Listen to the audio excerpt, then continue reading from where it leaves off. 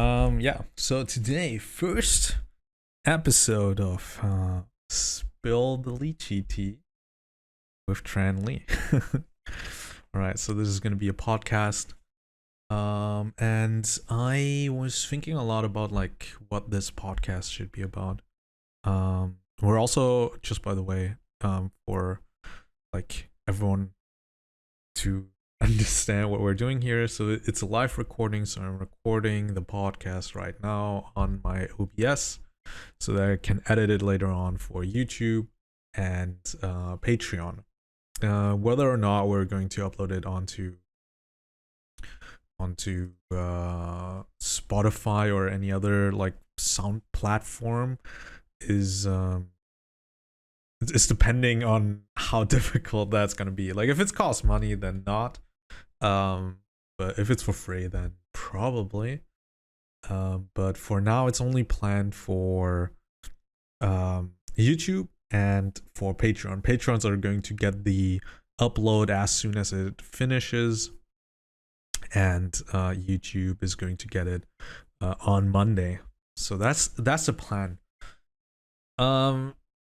Why and how did I get the idea to do a podcast? I was actually just fucking around with the stage tool on Discord, and then people like suddenly joined in, and instead of like talking, we mainly did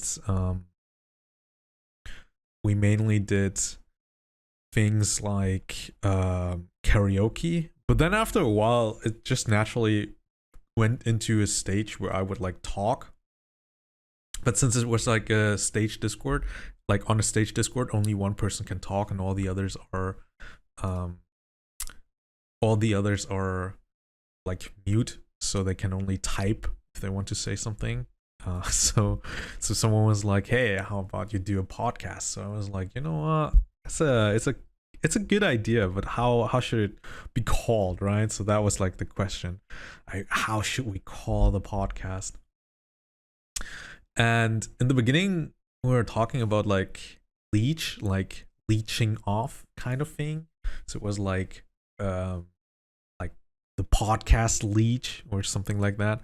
But after a while, we someone said like it was like Leechee, right? Like the fruit. And then someone was like, "Oh, that's one of my like favorite boba teas, right? Like Leechea tea with lychee bubbles." And then somehow it just became spill the tea, spill the Leechee tea. And yeah, so I like that so much that I was like, you know what, spill the Leechee tea it is. And after that, like, okay, so I knew, okay, I want to do like a podcast episode, and I want to do it like weekly every Sunday, and I want to like use the stage channel to like do those kind of live recordings. And yeah, so the next question was like, okay, so what we're going to call, or not what we're going to call, like what's the podcast going to be about, how long should it be, and stuff like that. So I am aiming for like 45 minutes per episode, maybe even a bit shorter. Like it depends on like how like the first episode goes. I think after we're done with the first episode, the amount of time that we needed to record the first episode is going to be my like range as to how long I want these kind of episodes to be. For the people who are like just listening in, you can see it like on YouTube. You will see like a full video, me just like moving my hands around and stuff like that, maybe taking a drink, sip and stuff like that. But like because podcasts are mostly like listened to, so yeah, I think that's a good idea. Wait. Okay, back to like what we were talking about. So what should the podcast be about? I was like thinking about a lot of things, like taking one of like for example, one of the things that I wanted to do is like one like daily news, like gaming news, and then like one real life news, and then I just like talk about like the gaming news for half of the time, and then about the real life news for half of the time, right? But like that was like the general idea. But then I was watching someone else's stream, and in that stream, like a friend of mine was also in there, and they knew about me like trying to like find out like what to do for a podcast and stuff, and they were like, like your YouTube like revolves kind of around like mystery, thriller, horror kind of things, and it would be kind of weird to have like a news podcast, even though you're like doing a lot of like mystery horror stuff, right? So I was like, yeah. So what's your idea? Like, what should I do? What do you think would be like a nice topic to do in those kind of podcasts, right? And he was like, you know what? You should do like those kind of mystery, like missing people or ghost stories kind of thing, and like analyze them, right? Like in your YouTube, like in your video format, you're already doing like just the narration of something, trying to make it as spooky as it can get. Maybe you should like try. Sorry. Maybe you should try like things like missing people, unsolved mysteries, unsolved crimes, and stuff like that. And I was like, that's actually a really good kind of thing. And one of the things that I got sent, like, so most of the stories that I read are either creepypastas or like Reddit no sleeps and stuff like that, right? But I also got like a few stories from like fans and viewers, right? Like about like local folklore, or just things that happen to them. So the first story we were going to, and I was like, I picked that up. I was like, that is actually a good idea. Like, like as long as I have like stories from like viewers and friends, I will use them and like talk about like certain concepts and like ghost stories, and stuff like that. And when like I'm out of those like fan like stories, I'm going to like take out some of those mystery cases. For example, the one at the Dyatlov Pass, like that's like an unsolved case where I think 6 or 7 Russian adventurers kind of died without like a reason to why. Like three people I think froze to death, but 3 people died with like head trauma and chest trauma and stuff like that. So there was definitely like some kind of battle or something.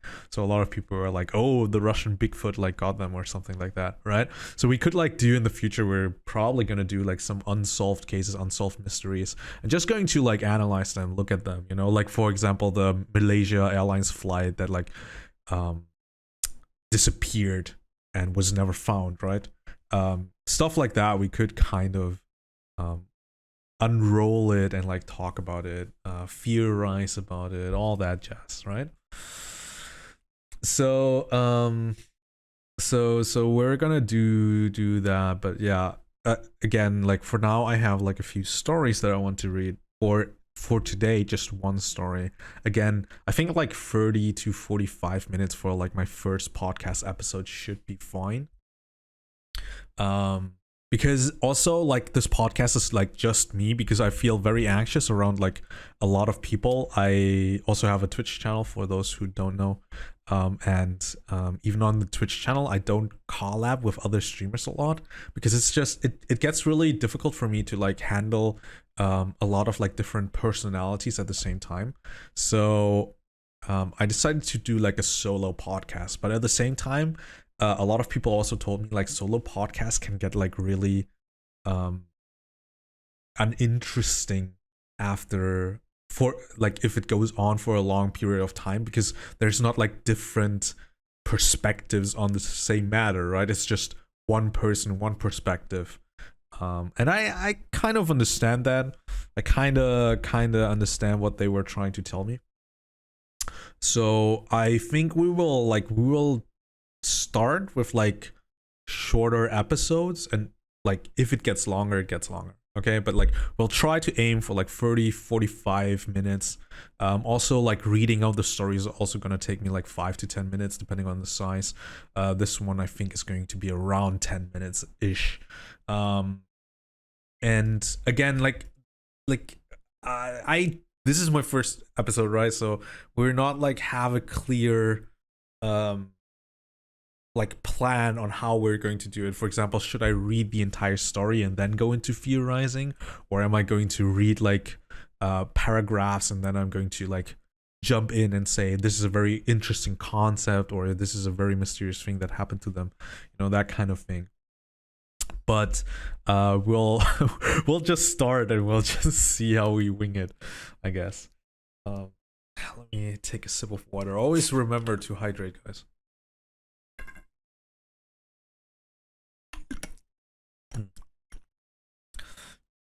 So when this goes up, it's probably gonna be the 4th of April on Patreon, and then the 5th of April on YouTube probably. So yeah.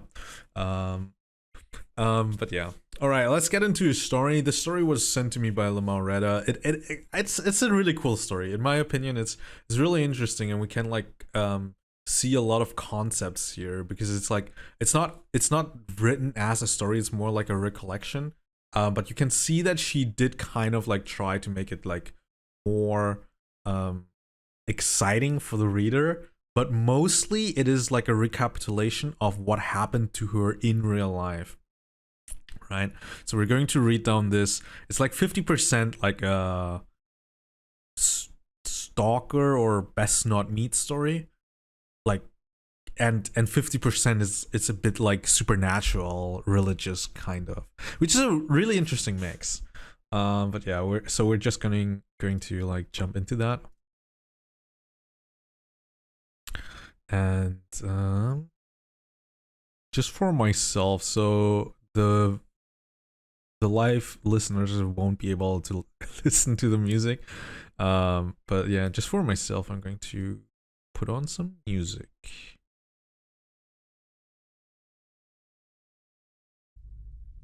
All right. So this is a story. I hope that I don't take longer than 10 minutes for this, but again, like this is really cool story.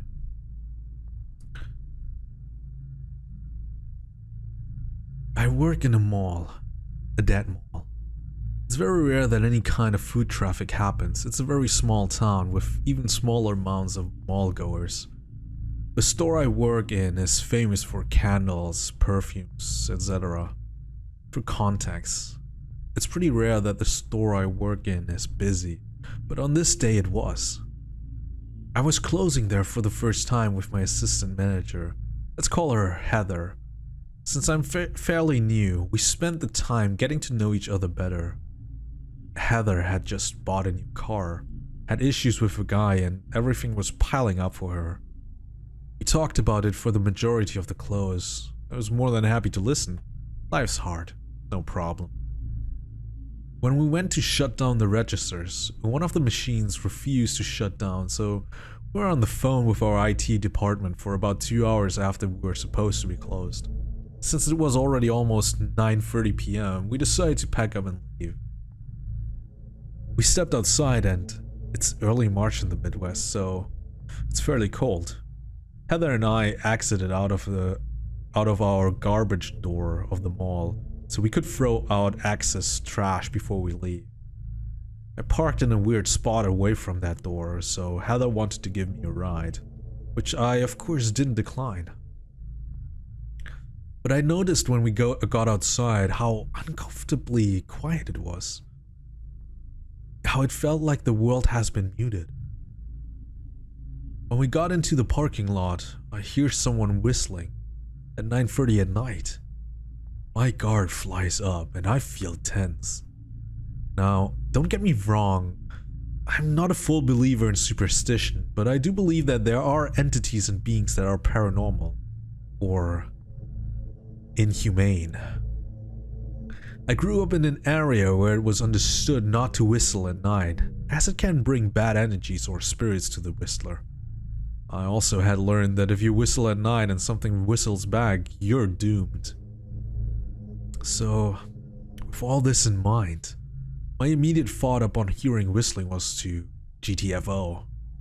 Heather hasn't noticed the eerie quiet or the whistling. She was at an important note in the story. Because she'd had a stressful day, I decided not to mention anything to her. Maybe this was a good thing. Maybe not. We loaded our stuff into the car and she brought me to mine. When I got into my car, I locked it up quickly. Everything around me just felt off. I checked my back seat, looked at the mall area around me. Nothing seemed peculiar. I brushed it off, thinking I was fine, turned on some music, and I drove home. However, I was not as alone as I thought. I parked at my apartment. I felt relief. It has been a ridiculously long day. Heather texted me she made it home. I did the same. I stood up to get out of my car and noticed that the world seemed even quieter than it did in the mall. I froze. Couldn't hear the wind, traffic, nothing. After I realized this, I got back into my car and locked my doors. The town I live in is fairly small, but it is nicknamed after our busy train stations and our frequent train traffic. I know a train typically comes through at about 10 p.m. at midnight, almost every night. I relied on this to be my pass into making sure I was still home. If you're a horror fan, you've potentially heard of concepts along the line of something called the back rooms, which simply put are an area you can only get to through some form of glitch or break in reality, taking you to another hellish dimension that feels real, with entities there with the intention to kill. There are now a ton of videos, games, and I've even heard it's been covered in recent podcasts. If you like horror, check this out. But in this moment, it was the last thing I wanted. Although I love spooky concepts, I also believe that there are some concepts that should stay as concepts and never become reality. 10 p.m. comes. This is where things get worse. I open my car door as I hear the first train coming in. I hear the wind rustle the trees, garbage bin lids adjusting, cars go by. Things seem to go back to normal. Grab my things quickly, not knowing how long this would last. My parking lot to my apartment is entirely outside. It's a sidewalk to stairs leading up to my door on a small deck. I found the corner of an apartment to face my stairs. Suddenly, it's very, very quiet. I pause. Hold my breath. I feel something behind me as I hold my things, holding on to them for warmth, but also out of fear. I gather myself. It's a big enough town that it could easily be someone out for a walk or something. But in this case, something in my gut just knew that this wasn't a normal guy out for a walk. I knew not to look, not to make any eye contact. So I didn't. I booked it up my stairs, went into my apartment and locked and deadbolted the door. My survival instincts kicked in, turned on only dim lights and closed curtains. I ended up putting salt on my doormat, make sure windows are locked, grabbed a knife and a crucifix, and sat on my bed to pass time until midnight. I noticed a consistent tapping pattern. 1, 2, 3. 1, 2, 3. On my bedroom window every few minutes or so. My bedroom window is on the second floor. There are no trees or any other object that could have been making this sound. My cat, Zelda, kept looking around the apartment frantically rather than watching me run around like a maniac. That's when I knew this wasn't all in my head. If my cat noticed something was off, then it couldn't be fake. One of my best friends, let's call her Lillian, who loves to FaceTime, calls me. She notices quickly I'm freaking out. She can read me like a book. She watches me as I put more salt on my doormat, checked all lights and doors again. Kept hearing odd sounds within and outside of my apartment. Eventually, Lillian and I agree, if I can make it to midnight, it's a new day. It should be better after that. Do we have any other leads to that? No, but it was the best we could think of at that time. We needed to wait to hear that midnight train. Lillian and I chatted for a long time. We don't see each other often and she wanted to help me keep calm. The window continued to get tapped. Other sounds around me filled me with unease. I really didn't know what else to do. I'm religious, so I prayed. I prayed a lot. I didn't want this thing, whatever it was, whatever dimension I was on, the precipice of falling into, to be the end of me or take control. I never looked at it, made sure to never acknowledge its presence, as that gives things power. Lillian and I talked until there's a train whistle. I heard traffic outside. I knew I was going to be okay. I allowed myself to sleep, but here's the fun part to this story that I didn't add. Here's what happened 2 days later. My fellow co-worker, let's call her Abby, we were closing together and started our close early. It's Friday night. We went to go live our lives. Wrapped up the shift. We go to leave and take out the trash. Upon heading outside, we hear this long, deep growl-like sound. And it happened a few times before Abby looks at me and says, "It's the trash, right? The trash would make a sound like that?" Girl, if our trash is growling, there's a lot more wrong than we know. Turn the corner around the trash bins and see a guy yelling into his van with the door open. There's nobody else in the van. He's by himself. He notices Abby and I have appeared, and he turns around fast. I keep walking, Abby right next to me. I tell her, "Don't look." We both book it to our cars, but unfortunately Abby parked right next to this guy. As we're getting into our vehicles, he yells something. Neither Abby or I understood what he said. In hopes that he'd follow me, and to save Abby the trouble, I back away to drive away, and the guy backs up at the same time I do. I start to drive away, and I loop back around to the building to make sure Abby was able to. After I did this, I realized how dumb I was, but I was more mentally prepared in the moment to drive straight to the police station. Thankfully, when I came around, I saw her following up the guy out of the lot. We both texted each other when we made it home. Thankful we didn't have to have a situation on our hands.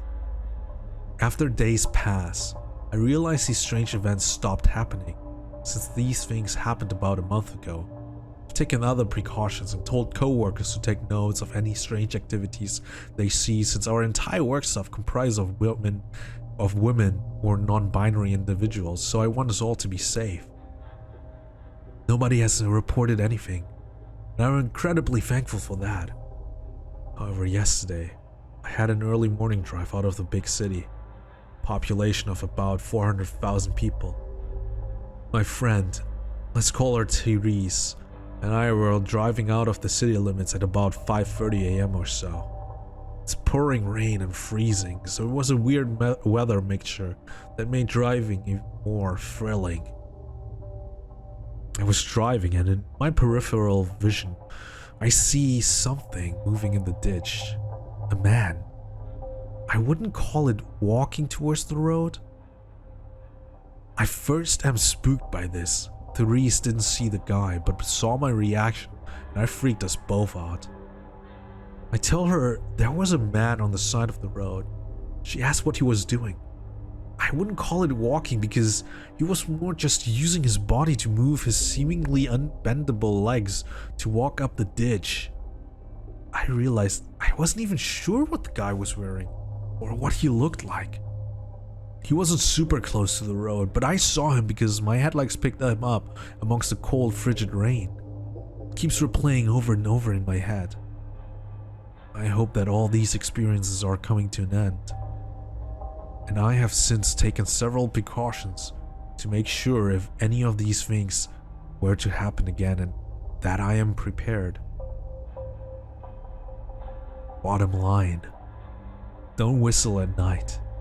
Don't look at them. And do not recognize their faces. They're not who you think they are. This is the last time that I've message Lmaoretta. No, that's just kidding. That would be a cool ending to this story if I said like this was the last time I had any contact with Lmaoretta. Afterwards, she didn't reply back. No, but she's fine. After I got the story and I proofread it and I told her that I would be like featuring this either like in any kind of YouTube video, she answered me and she told me that there hasn't been any other incidents at work so far. So this is the story, and I think it's very interesting. But yeah, so this is a very interesting concept. So let's take a closer look at this story, right? So at one point she says she hears whistling, right? And there's like a superstition where she lives that if you hear whistling at night, you're not supposed to like whistle back. That is actually a very common trope in like folklore. For example, there's a Japanese folklore where it's like there's like a sound a ghost makes. It's like boom or something like that. It's like a very low kind of sound, but it's definitely like it sounds like very human. And if you answer it, you're like your soul basically gets sucked out and you disappear.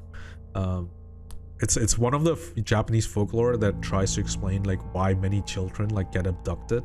So basically this is something very similar. So if you hear whistling, don't answer them, right? Because it's like kind of like their only way to like get a hold of you realizing or acknowledging that they exist. And this is like a recurring theme in this story.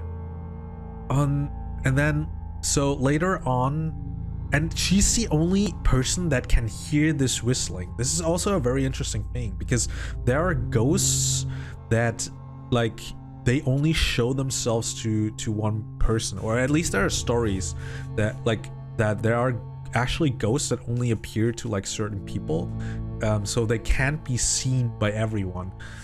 And she like in 2 out of 3 instances where they meet someone, the other person does not even know that they're there. For example, Heather, her boss, doesn't hear the whistling, and then at the end, driving out of that big town, Therese, I don't know, Therese doesn't like see the man on the side of the road. Abby does see the other person.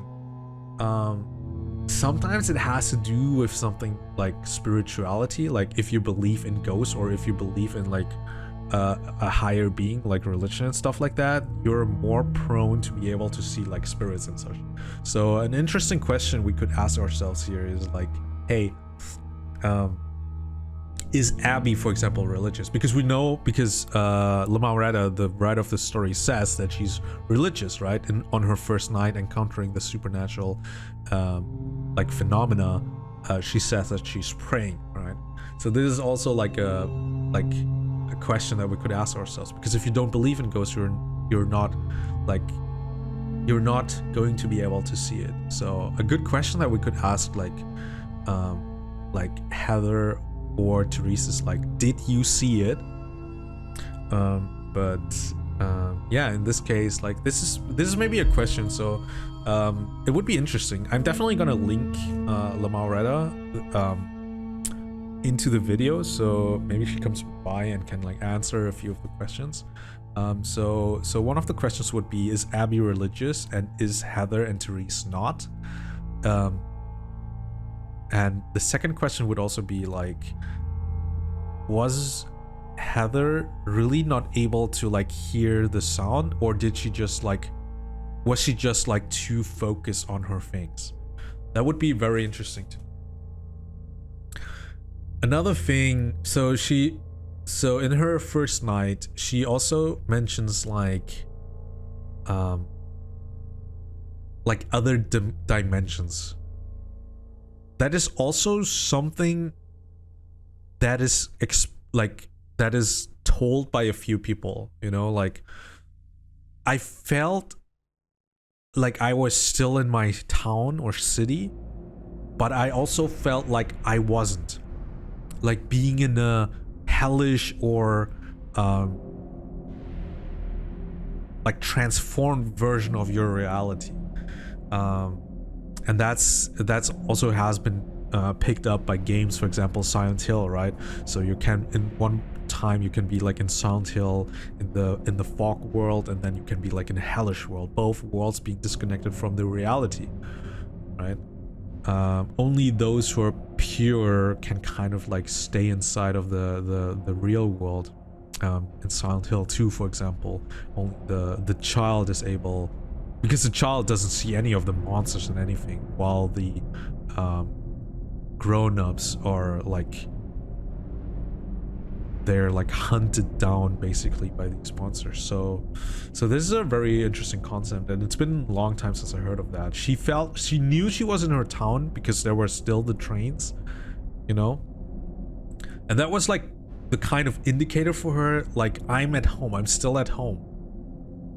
But she did feel something behind her. She didn't turn around to see it. I think in this scenario, it's a very, again, if you believe in this, like, this is a question of if you believe in the supernatural or not. Like, it could have been anything. It could have also been a stalker. Again, like, this is like 50%, in my opinion, this is like 50% like paranormal, but also like 50% it could also be a stalker, because she in all three instances she encounters a person.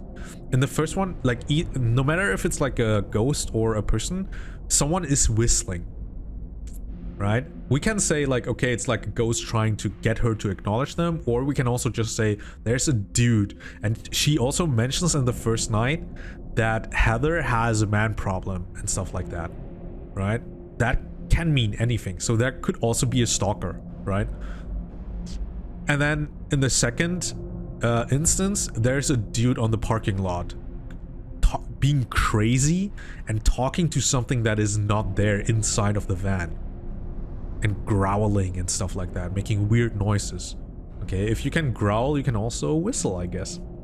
And then the third night, she sees someone like outside of on the street, on the sidewalk of the street, being in mud, not being able to like move, or not moving, you know.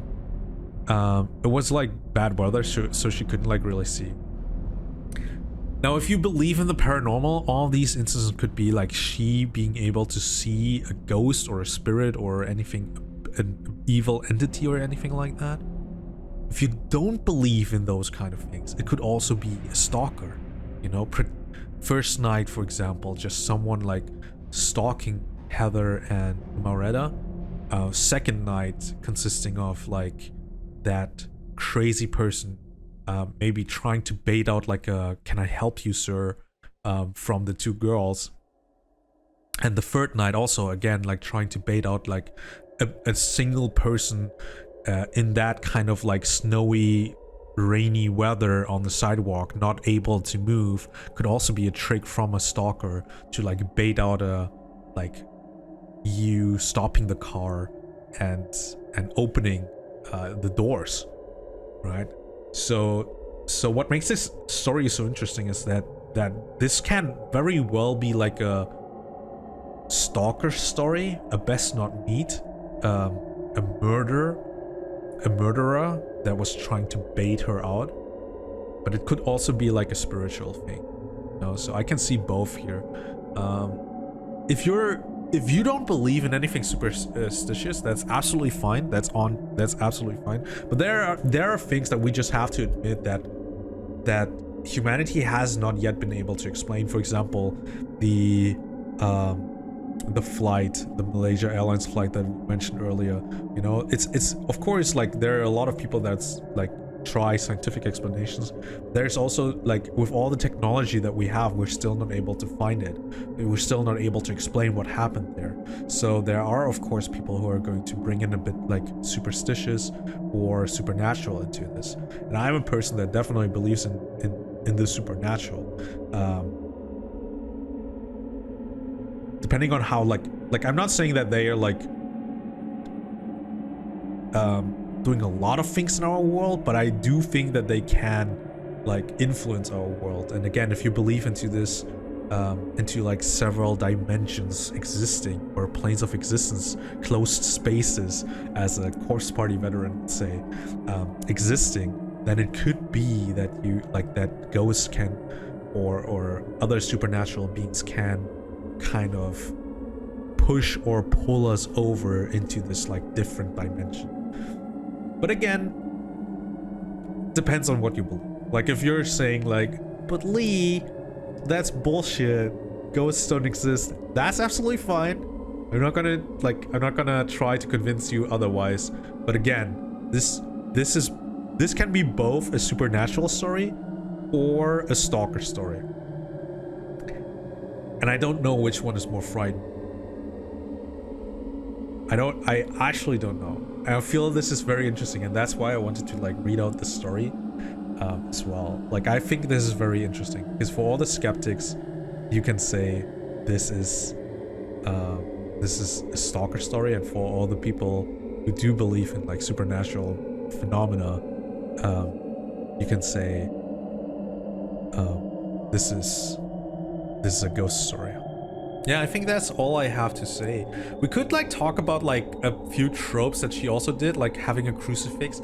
So I do believe in the supernatural, but for example, okay, so most of like ghosts or demons or evil spirits in like Christian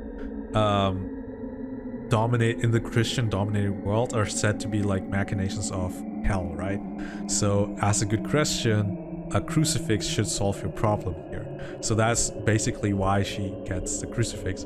And like again, I'm Asian, and I grew up both with a Catholic side and a Buddhist side, which is a very interesting thing because like Vietnam was Christianized, but there's also still a lot of Buddhists living there, and it is a mainly Buddhistic nation. So if there are spirits, then there's definitely also non-Christian spirits, right? So a crucifix is not really going to do anything with them. But she also took care of that kind of, because she put salt onto the doormat and stuff like that. So in East Asian and mostly Korean and Japanese folklore, ghosts cannot pass salt. Salt physically damages them. Or not physically, since they don't have a physical body, but it damages them. It hurts them. Salt burns for a ghost. Why exactly that is, I should kind of research, but that's what I know, like from like stories and urban legends and ghost stories that I've heard from them from there. So she basically doubled her defense, and she got a knife.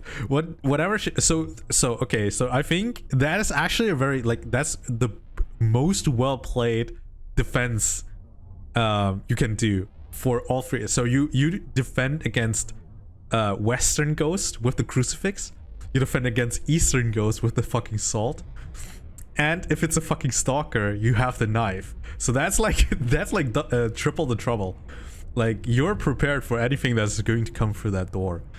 A tapping noise, or like noises, she also describes like noises inside and outside of her home. That's also like in a lot of like Eastern folklore or ghost stories that I've heard.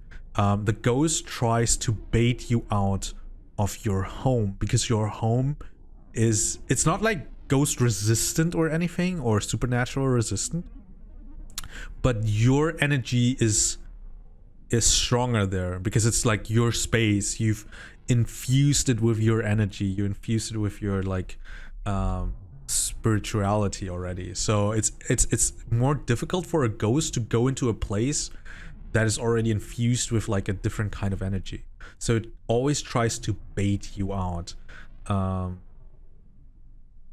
There's this ghost, like this super tall lady in Japanese folklore. There's a like Japanese ghost story for like a huge woman, and I think she says poo or po or something. I think it's po. She says like po po po, and she uses that noise to like drive her victims crazy.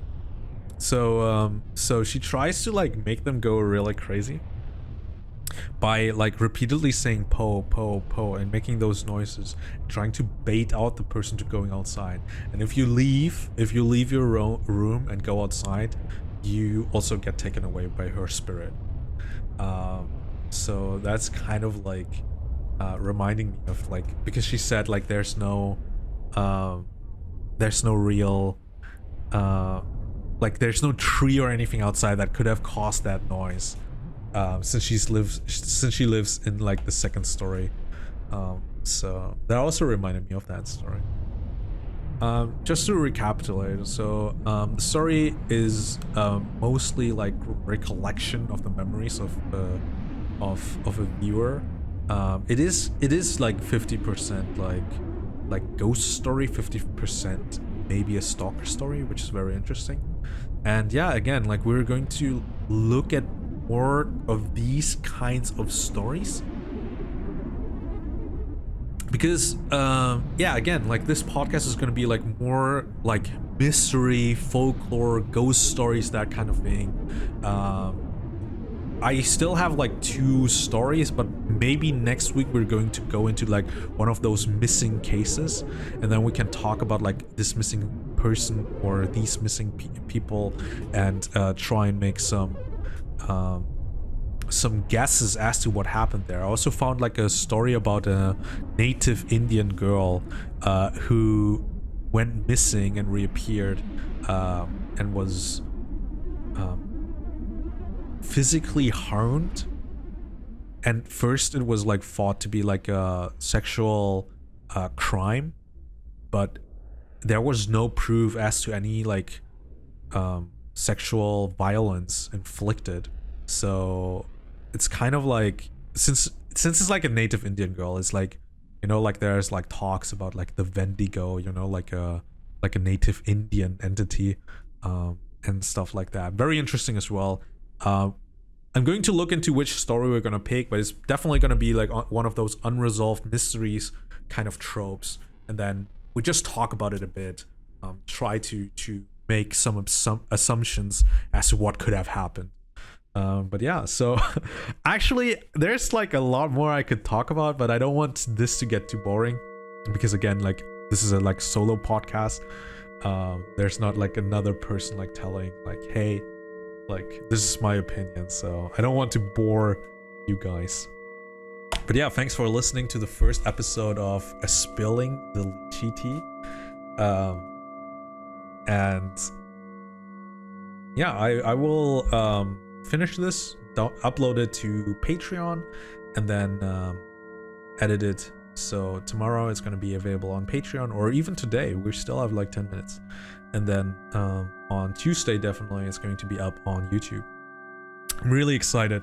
And yeah, have a good night. Sleep tight. Don't let the bedbugs bite.